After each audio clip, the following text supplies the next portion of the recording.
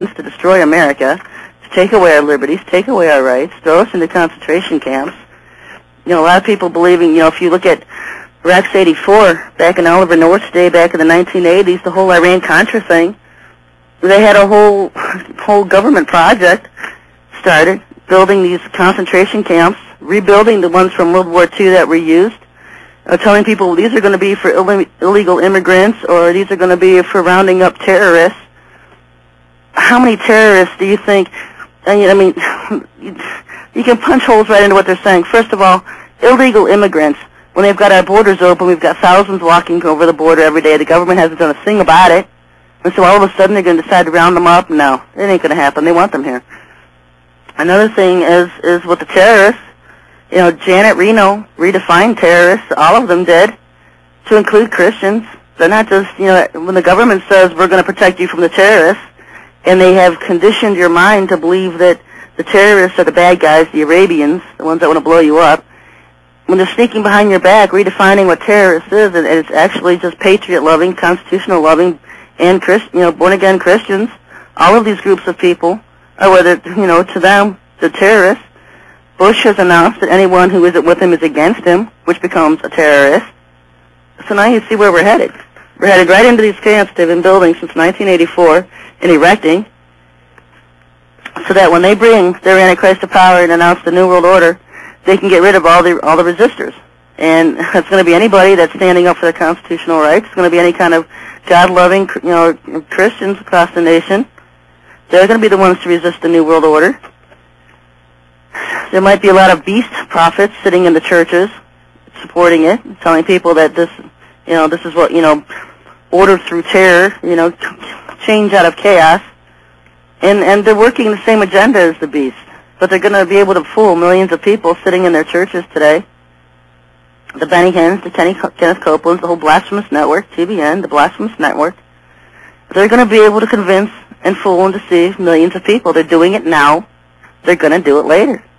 Because if you're so deceived now to be a part of the whole charade of the false gospel and the false Jesus that they preach, you're going to have no problem believing anything that's coming down the pike. Call-in number 260-356-2611. If you have a question, call me. I wrote an article several weeks ago on the Lunatic Fringe, and I wanted to point out some things in this article because I don't have enough in-depth information. There's not a whole lot of insiders that have been involved in these projects yet that have come out to give interviews, personal testimonies of things they've seen. We do know that with part of the technology that they have is that a person's memories can be downloaded like a software program. The person can be killed, and then an alien can step right into their body, take over their body, have the memories of that person uploaded back into their mind, and then just go to a different part of the country to live somewhere. Meanwhile, the parents of this individual think they're dead, but this person's actually living somewhere else. Or they can go back, you know, be like a fake death if they step in immediately. Sherry? And they can go back and assimilate into the family as that person. Sherry? Yes. You have a caller queued up when you're ready. Okay, I can hardly hear you, Steve. You have a caller queued up. You have John ready when you're ready. Okay, yeah, go ahead and put him on. You're up, John. Well, good evening. I enjoy your program very much, and I visit your site often. It's one of the most innovative and interesting sites on the web.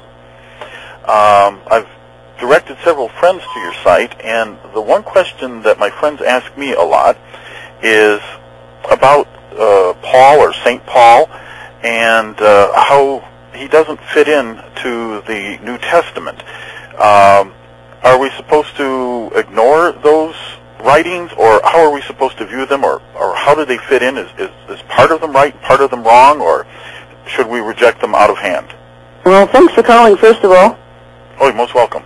You know, a lot of people, that seems to cause a lot of heated debate, but when you do as much research into the writing of the New Testament that I've done and others have done, it really is kind of mind-boggling to see the things that Sir Francis Bacon was able to do, what he did under the authority of King James. All of these people being in Masonry and the occult. I've done a lot of research on Paul, and I have gone back to find out as far that Paul himself was of the serpent seed line. He was not a real blood Israelite. He was also part of the Pharisees. The Lord had said to beware of the leaven of the Pharisees, that they rejected him, but they would accept and believe a person who came in their own name and follow him. And that totally describes Paul. Paul came in his own name.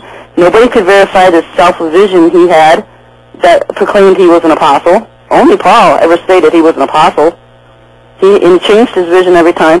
We don't know if Paul was truly one of his or just so manipulated by Sir Francis Bacon, to completely throw off the doctrines that Jesus and the apostles taught, because he was a continual war with them.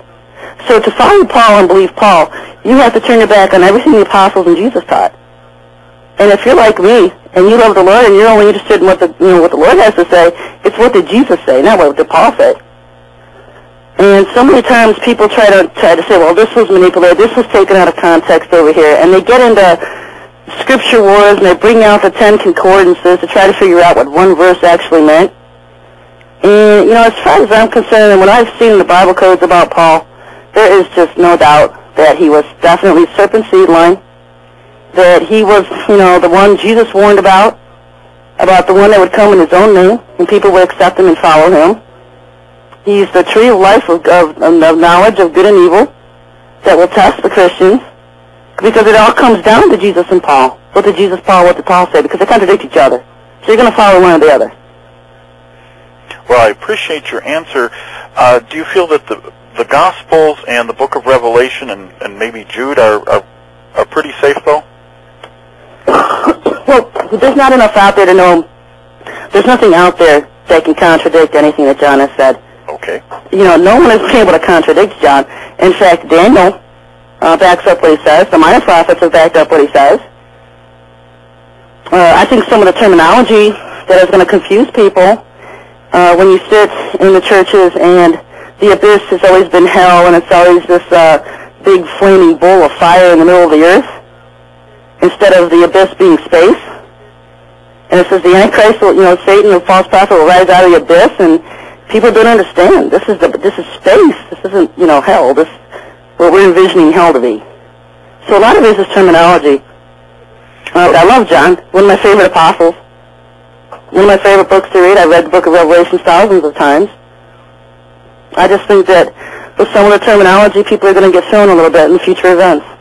Well, I appreciate, as many people do, your research, your unique work, and I think it's very valuable in helping people avoid some of these terrible deceptions to come. I didn't catch that last part. Oh, your work, I think, is very valuable in helping people avoid or recognize some of these deceptions that are upon us that are coming. Right. You know what? It takes all I have sometimes just to stay out there every day, because you just get under so much, attack and criticism. But hopefully, it's helping a few people realize exactly what's coming up, what's going to be happening. So I thank you for your encouragement. Well, may God bless you, and I'll listen to the rest of your show here. Thank you. Thank you for listening. Oh, what state are you in? Indiana. Indiana, okay. I know that's Steve's favorite state. Yeah, I'm right next door. I'm in Ohio. Cold, rainy Ohio right now. Good football weather. Oh, if I may ask, what is going on with all this UFO activity in Ohio this month? Well, people have asked me, is it military or is it UFO? And from what I can tell, it's military, because in thousands of years, I can't see an alien UFO crashing into a residential area. But the military would, So, look out for the descriptions. Listen to the descriptions people give, because there's going to be a lot more activity coming up. We do know that they're getting bolder, that they want people to look up in the skies and see them now, because the veil is going to be lifted soon. And so they are being